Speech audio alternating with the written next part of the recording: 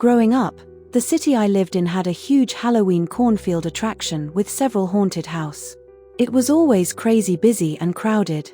When I was about 12 years old, a group of my friends made a plan to go one night. My parents were pretty strict and always anxious about me going places. They said I absolutely could not go unless the group was accompanied by parents. I lied that there would be parents, when in reality it was a group of about 6 of us 12-year-olds. When we arrived, I was nervous because I never really lied to my parents before. The night went on and everything was going well, up until I had to go to the bathroom. The cornfield only had porta potties, so I went while my friends waited for me outside. Only, when I came out, my friends were nowhere to be found. I walked around a little bit, called them, but could not find them anywhere. At this point I started panicking and crying.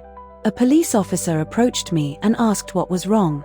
I explained that I could not find my friends, so he took my hand and said we could go to the ticket booth so they would make an announcement over a loudspeaker for my friends to come meet me.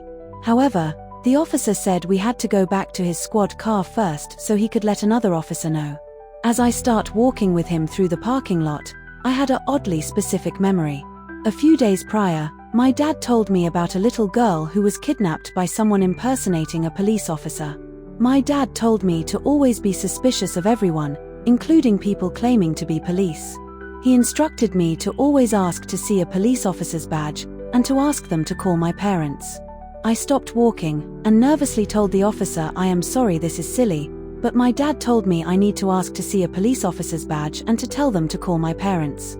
As I said this, the man's face went pale white. He let go of my hand and took off sprinting. I eventually called my parents. They came to pick me up and found the real police officers nearby.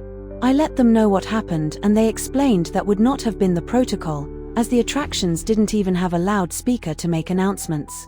We then filed a formal police report. Pretty sure I could have been kidnapped that night.